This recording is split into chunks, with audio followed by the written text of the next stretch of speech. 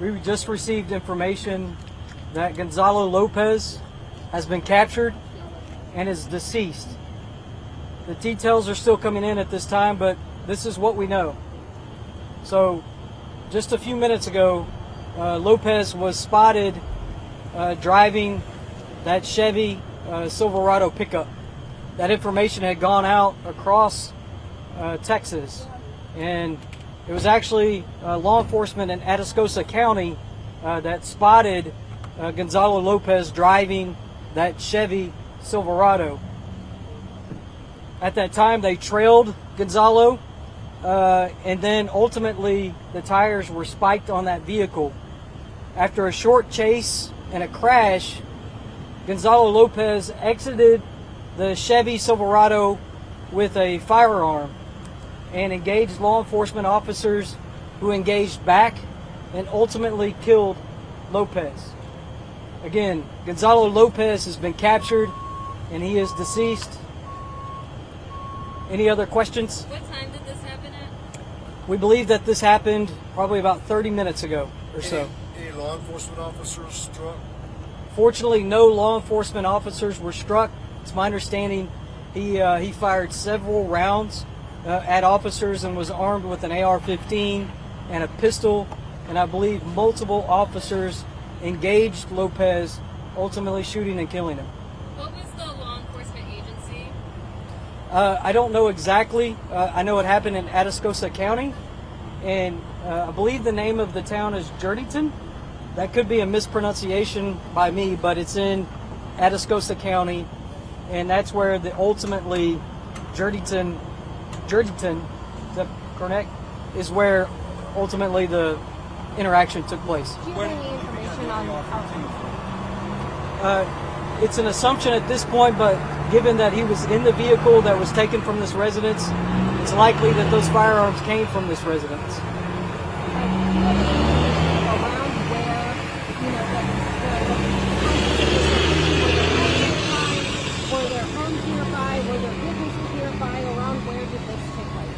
The actual shootout?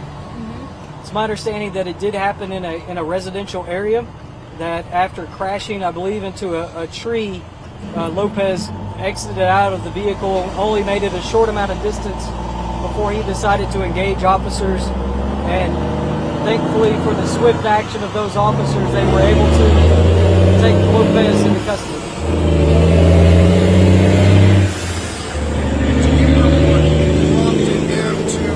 Someone call and say, oh, I saw the truck, or do you know yet like how it kind of originated?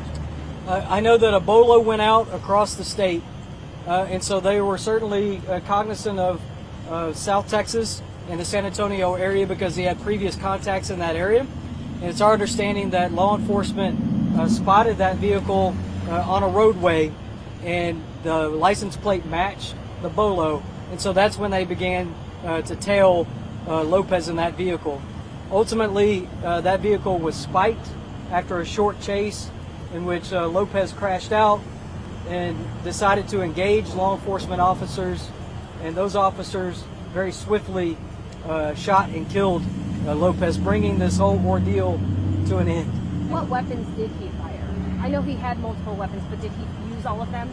I don't know specifically what weapons he used, but I do know that he was armed with a rifle and a handgun. Where does the investigation go from here now that he's deceased? Sure, so it's something that the Texas Rangers will be leading up that investigation, along with our Office of Inspector General, who will be closely involved in that investigation. And were you guys able to find any of the clothes that he had on when you left the bus? I can tell you that they're still at the scene at this moment. So Lopez is deceased. Law enforcement is there. They're processing that scene as we speak, and so there's some information that I just don't have at the moment. I do want to take a moment, though, and really thank law enforcement. Leon County Sheriff has been extraordinary and continues to be. Our partners at DPS, the Office of Inspector General, U.S. Marshals, just so many different law enforcement agencies contributed to this, and just very thankful for all of the support that they have provided. And I'm thankful that this came to a resolution in which Lopez did not harm anyone else. As a leader, what's your reaction that this man is off the streets? I could just tell you that we are very saddened that the murders happened, but I will tell you that we are breathing a sigh of relief that Lopez will not be able to hurt anyone else. Will TDCJ be adjusting their protocols to ensure that nothing like this happens again? As I said earlier, we will conduct a serious incident review. Anytime you have something serious like this, it's incumbent upon us to go backwards to figure out, how did he escape? How did he beat our security protocols in order to leave that transport vehicle? And so that's something that we absolutely will be doing. We will uncover how he did it and then make any adjustments that are necessary. He's obviously not your typical dangerous inmate, because I mean he was able to do it like years ago, right? I mean there's something about him, right, that makes him very unique when it comes to the situation. Absolutely. Gonzalo Lopez had a history of trying to elude law enforcement. And so we knew from his records that previously he had stayed out in the wilderness for quite some time. And so that's why we remained in this area, because we did not have evidence that put him out of this area. I will tell you that obviously U.S. Marshals and Texas Rangers and our Office of Inspector General were closely monitoring any contacts that he had ever had in the free world to see if he had contacted them, reached out to them. And that was very unsuccessful. And so we still had a thought that he could be in this area, and that's why we continue to have a presence in this area. And it wasn't until this afternoon that it became clear that he remained in this area. Jason, did the victims, I know you said a lot you can't say, but did the victims walk in on Lopez? Frankly, it's just too early to tell. We do believe that the victims were there today.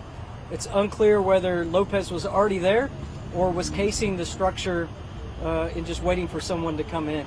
What's the feeling now that this is over? It was an exhaustive search for a few weeks there. Are you guys relieved? Just kind of, what's that feeling? I will just, again, it is...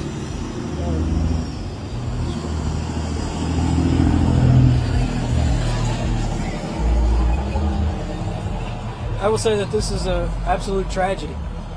The fact that 4 individuals, I would say that this is a tragedy that you had 5 individuals who lost their lives. And so I am thankful that tonight Gonzalo Lopez is unable to harm anyone else.